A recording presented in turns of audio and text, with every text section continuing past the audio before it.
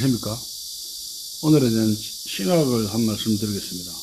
김세훈 신학 박사님이 쓰신 구원이란 무엇인가, 그 책이 총 7장으로 나눠져 있습니다. 설명이 아주 잘 되어 있길래 여러분들에게 소개를 해드리는 겁니다. 김세훈 신학 박사님은 한국이 낳은 세계적인 신학자라 해도 손색이 없는 신학자입니다. 신학자이기 이전에 복음에 대해서 명쾌하게 또 교회를 진지하게 사랑하는 목회자이기도 합니다.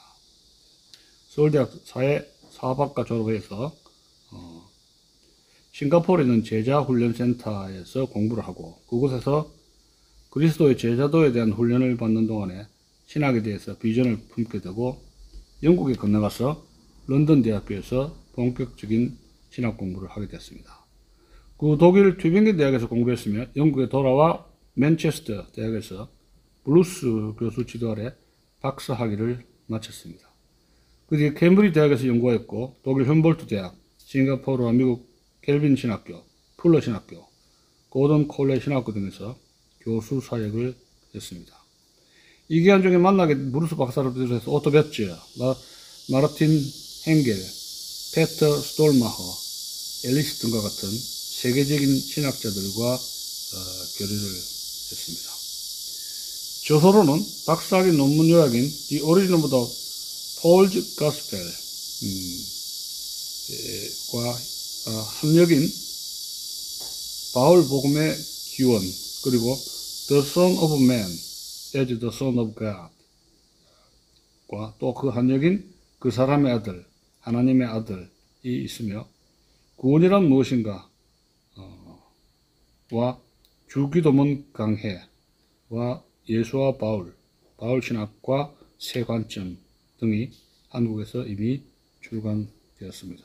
그리고 미국 풀러 신학 대학원 신약학 교수 및 한인 목회학 박사원 원장으로 많은 후학들을 가르쳤습니다. 자, 구원이란 무엇인가, 이 책은 2000년에 나왔습니다. 설명이 아주 잘 되어 있습니다. 오늘은 첫 장, 우리가 구원받아야 할 이유라는 제목의 첫 장을, 1장을 소개해 드리겠습니다.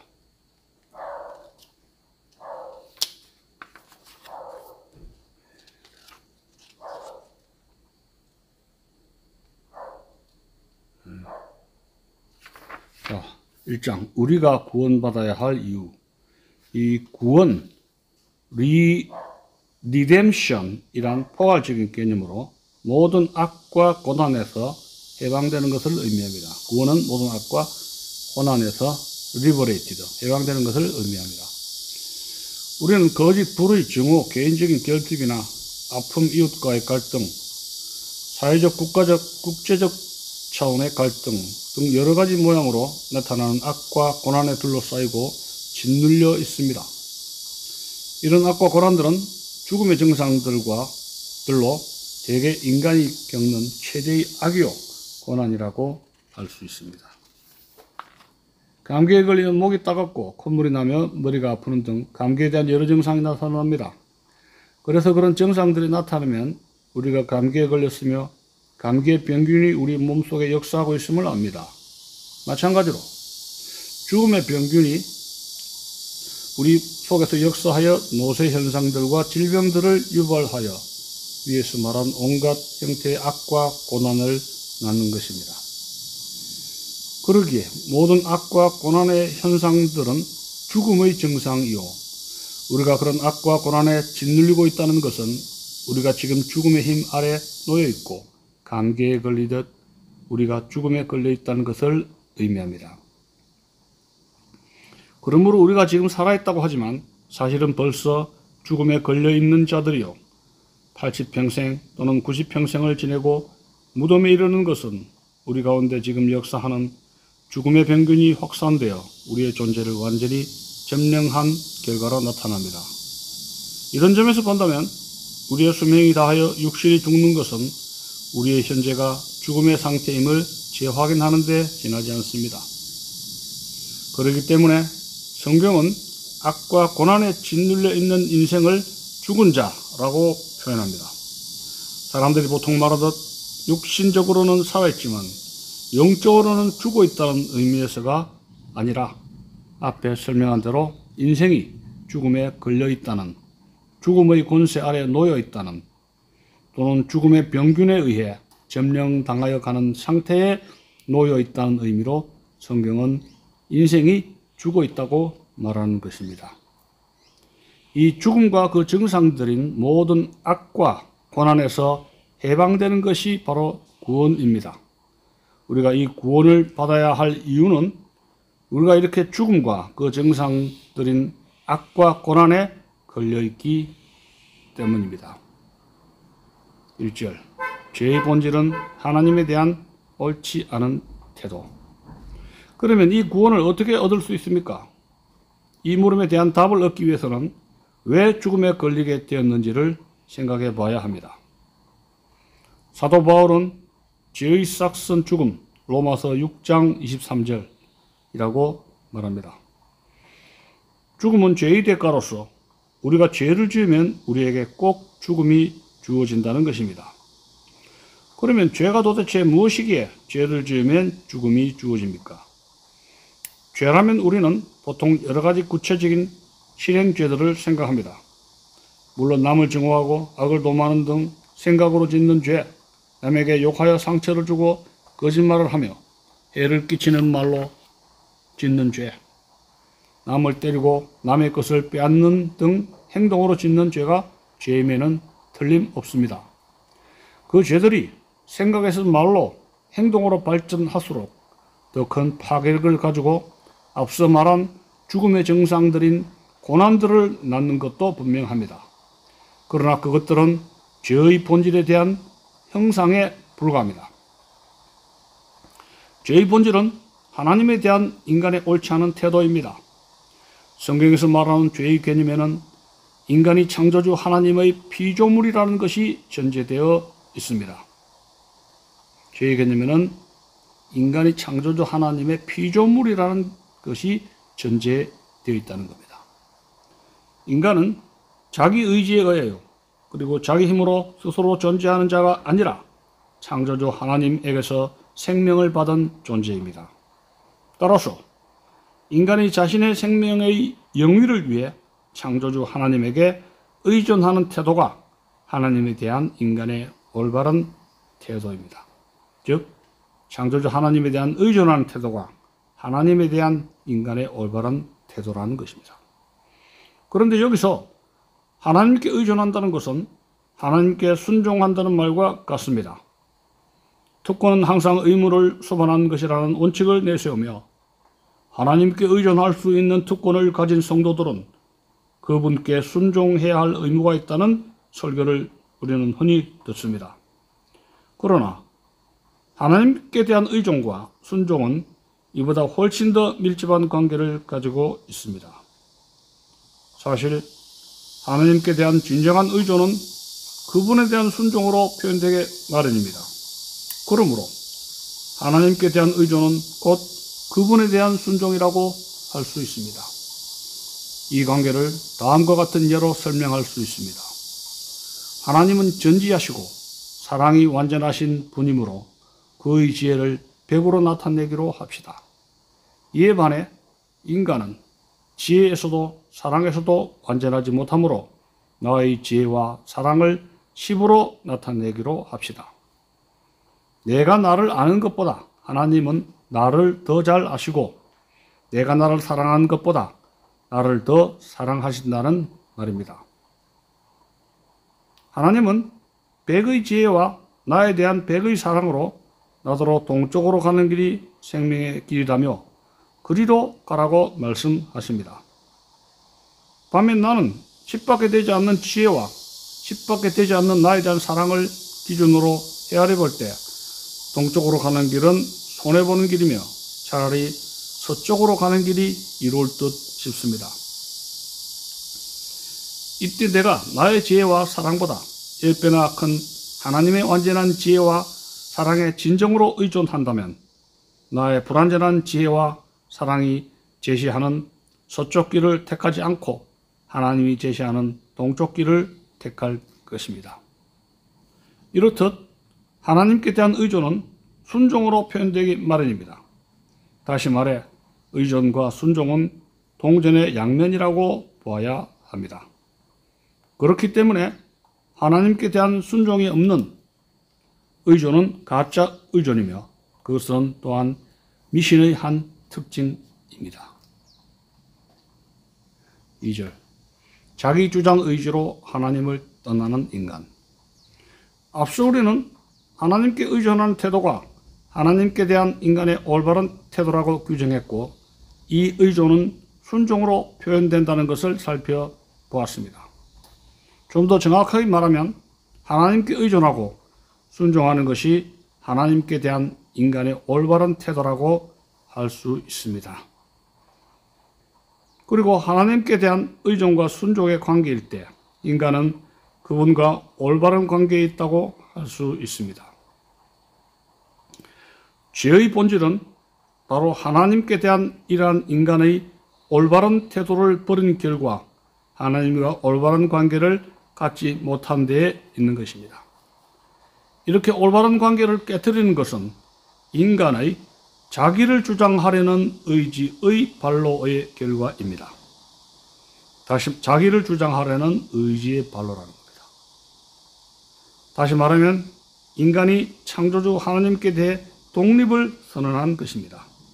즉 자기의 지혜, 자기의 힘, 자기의 사랑, 자기의 시간 등 자기 속에 내재한 자원으로 자기의 생명과 행복을 추구할 수 있다는 환상을 가진 가운데 하나님께 의존하고 순종하는 것을 속박의 상태로 인식하고 자기 뜻대로 자기 멋대로 살고자 하나님께 대항하여 자기를 주장하고 독립을 선언한 것입니다. 이것은 피조물인 인간이 창조주 하나님께 등을 돌리는 행위인 것입니다. 인간이 온 우주를 창조하신 하나님의 무한한 지혜, 무한한 힘, 무한한 사랑, 영혼 등 무한한 자원을 공급받아 그 자원에 의존하여 살 수 있는 존재로서의 활로를 끊어버리고 스스로에게 닫아버리는 것입니다. 그 결과 인간은 자기 속에 내재한 극도로 제한된 자원에 갇히게 됩니다. 이거 중요한 말입니다. 인간은 자기 속에 내재한 극도로 제한된 자원에 스스로 속박된다는 겁니다. 자기께 자기가 넘어진다는 거죠. 하나님을 벗어나서 자유롭게 된다고 싶었는데 결국은 자기 스스로의 제한된 자원 속에 갇히게 된다는 겁니다. 자기 속에 내재된 극도로 제한된 자원에 갇히게 된다는 거다. 그래야 인간은 길어야 100년이라는 제한된 시간, 영혼에 비하면 순간에 불과한 시간을 살아갑니다. 인간이 많이 살아봤자 100년밖에 더 됩니까? 자원의 공급마저 끊어져 그 짧은 인생 동안 1시간 후 무슨 일이 일어날지도 모르는 제한된 지혜와 무슨 일이 일어난들 그 모두를 해결할 수 없는 제한된 힘과 이웃에 대한 극히 제한된 사랑 등으로 살아야 하는 처지입니다. 앞서 죽음의 정상들이라고 규정한 모든 악과 고난들은 창조주 하나님께 의존하고 순종하여 그의 무한한 자원들을 계속 공급하기를 거부하고 그에 대항하여 자기 주장을 함으로써 자기의 제한된 자원에 스스로를 가두어 버리는 죄의 열매요 대가입니다. 인간은 짧은 시간에 제한된 존재이기에 늙고 병들고 죽는 고난을 겪게 되고 지혜가 제한되었기에 내일 무슨 일이 일어날지 몰라 불안과 근심에 사로잡힙니다. 힘이 제한되었기에 좌절과 실패와 결핍을 맛보며 사랑이 제한되었기에 다른 사람들과의 갈등 속에서 고통을 당합니다. 이 고난들은 분명히 죽음의 증상들입니다. 이 모두는 인간이 자기 생명의 근원인 하나님께 대항하여 자기 주장을 함으로써 그와의 관계가 끊어지고 그로부터 분리되어 시작된 죽음의 병균이 역사하며 인간들에게 일으키는 증상들입니다. 자기 주장을 하려는 의지로 자기 생명의 창조주인 하나님에게서 분리된 인간은 생명의 근원인 땅에서 분리된 뿌리 뽑힌 풀에 비유될 수 있습니다. 그 풀은 그 속에 들어있는 제한된 수분과 영양분이 있을 때까지만 잠시 살다가 곧 말라 비틀어져 죽고 맙니다. 그의 생명의 근원인 땅에서 더 이상 수분과 양분을 공급받지 못하기 때문입니다. 그러므로 그 풀이 땅에서 뽑히는 순간 그 풀의 죽음은 사실상 시작되었다고 할 수 있습니다. 즉 잎사귀가 마르고 꽃이 떨어지고 시들어가는 현상을 가리켜 그 풀 속에서 역사하는 죽음의 증상들이 나타난 것이라고 말할 수 있습니다. 인간이 그의 생명의 근원인 하나님께 의존하고 순종하는 올바른 관계를 단절하고 스스로를 스스로에게 닫아버렸더라도 그는 자신 속에 있는 제한된 자원에 의해 얼마 동안은 계속 존재합니다. 그러나 자원의 제한성 때문에 존재는 고난으로 얼룩지고 자원이 고갈되어 감에 따라 말라 비틀어지는 풀 한 포기처럼 되어 결국 무덤에 묻히고 만다는 것입니다. 3절 자기 주장 의지는 하나님같이 되고자 하는 의지. 이 진리는 구약의 창세기 3장에 명료하게 선포되어 있습니다. 하나님은 태초에 인간의 조상 아담과 하와를 자기의 형상대로 지으시고 그분이 만드신 모든 만물을 다스리고 즐기며 살도록 하였습니다. 창세기 1장 26절에서 30절.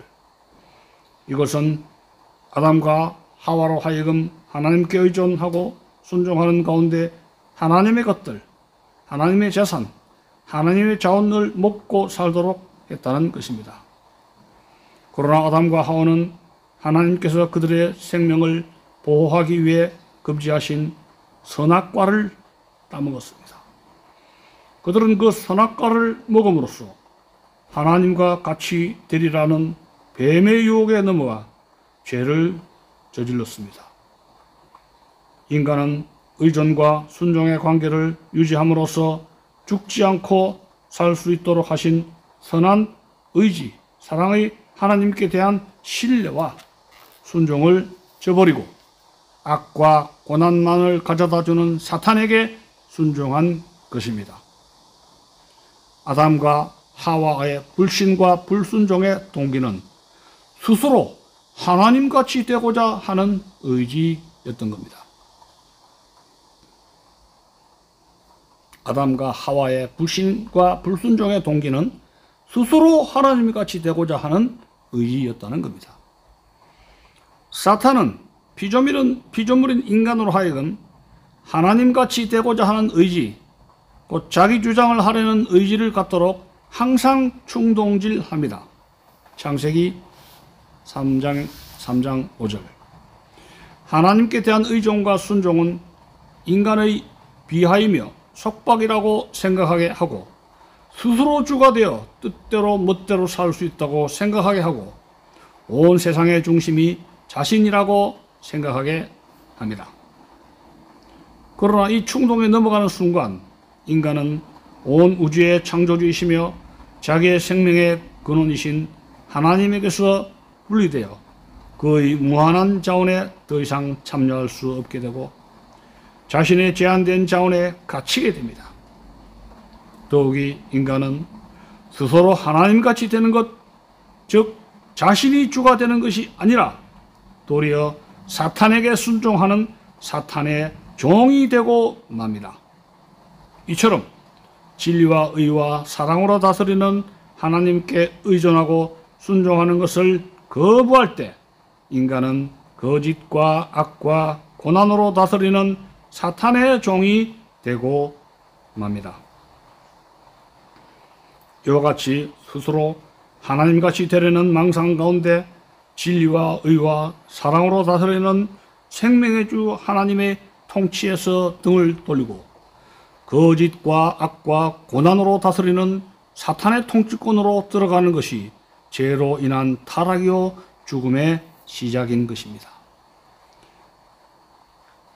우리는 여기서 인본주의, 즉 창조주 하나님을 부인하고 인간을 우주의 중심이라고 선포하고 인간성을 만물의 척도로 삼으며 인간이 스스로의 주가 되어야 한다고 고취하는 사상이 바로 태초에 아담과 하와를 스스로 하나님같이 되도록 유혹했던 뱀의 사상임을 알게 됩니다.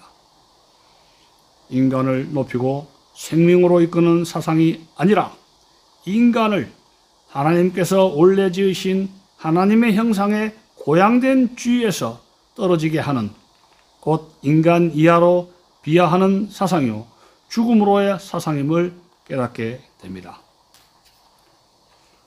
스스로 하나님같이 될 수 있다는 사탄의 게임에 빠져 하나님에 대해 자기 주장을 하고 그분으로부터 소외되어 사탄의 종으로 자기의 제한된 자원에 갇히게 된 인간은 자신의 자원의 빈곤을 본능적으로 감지하고서는 자신의 자원을 늘릴 수 있는 한 가지 길을 추구하게 됩니다. 즉 그것은 곧 다른 사람의 자원을 강탈, 빼앗는 길입니다. 다른 사람들을 굴종시켜 그들의 자원으로 자신을 섬기도록 하여 자신의 삶을 풍요롭게 하려는 것입니다. 이제 약탈행위죠. 하지만 불행하게도 그들이 그 길이 인간을 죽음으로부터 건져낼 수 있는 길은 결코 아닙니다. 다만 죽음의 증상들을 약간 완화시키는 데 불과합니다. 그러나 빈곤한 자기 자원에 갇히게 된 모든 인간들은 그 길이 삶의 길인 양 서로에게 자기를 주장하며 상대를 자기에게 굴종시키고 상대의 자원을 착취하려 합니다. 그래서 인간 사회가 치열한 생존 경쟁과 약육강식과 적자 생존의 정글, 곧 금수의 세계가 되어 버렸습니다. 사람과 사람 사이의 모든 갈등과 그로 인한 고난이 여기서 나오게 됩니다. 만인이 만인과 더불어 다툼으로 빚어지는 인간 사회의 갈등과 고난은 개인과 개인뿐 아니라 집단과 집단, 국가와 국가 사이에다 나타나고 크게는 세계대전으로까지 나타나 수천만 명이 살상되기도 했습니다. 이 모든 고난은 궁극적으로 인간이 하나님 앞에서 자기 주장을 하여 자기의 제한된 자원에 갇힌 데서 기인한 것입니다. 이렇게 죄의 본질인 자기 주장을 하려는 의지는 인간을 하나님으로부터 소외시키고 그분과 갈등을 일으키며 동시에 동료 인간들로부터도 소외시키고 그들과도 갈등을 불러 일으키게 된다는 사실입니다. 4절, 죄는 삼중적인 소외를 가져온다. 사실 죄는 삼중적인 소외를 가져옵니다. 하나님으로부터의 소외, 이웃으로부터의 소외, 그리고 마지막으로 진정한 자아로부터의 소외를 가져옵니다. 인간의 본질은 피조물입니다. 인간의 진정한 실존은 창조주 하나님께 의지하고 순종하는 관계에 있습니다. 이것이 진정한 자아입니다. 즉 진정한 자아는 창조주 하나님께 의지하고 순종하는 관계에 있다. 인간의 진정한 실존이 창조주 하나님께 의지하고 순종하는 관계에 있다는 것. 이것이 진정한 자아라는 겁니다. 우리의 자원이 무한하다고 환상을 가지면서 우리를 하나님으로 만들 때 우리가 진정으로 자아를 잃어버리는 것입니다. 우리를 하나님으로 만들 때 우리가 진정한 자아를 잃어버린다는 겁니다. 이건 우리의 자원이 무한하다는 것은 이건 환상이죠. 우리의 능력이 무한한 게 아닙니다. 자기 주장을 하게 되면 자아를 찾는 것이 아니라 오히려 진정한 자아를 잃어버립니다. 죄는 자기로부터 또 소외시키는 삼중적인 소외를 가져옵니다. 인간이 자기 자신으로부터 소외됐을 때 나타나는 정신병, 불안과 같은 신경증 등이 다 여기에서 나옵니다.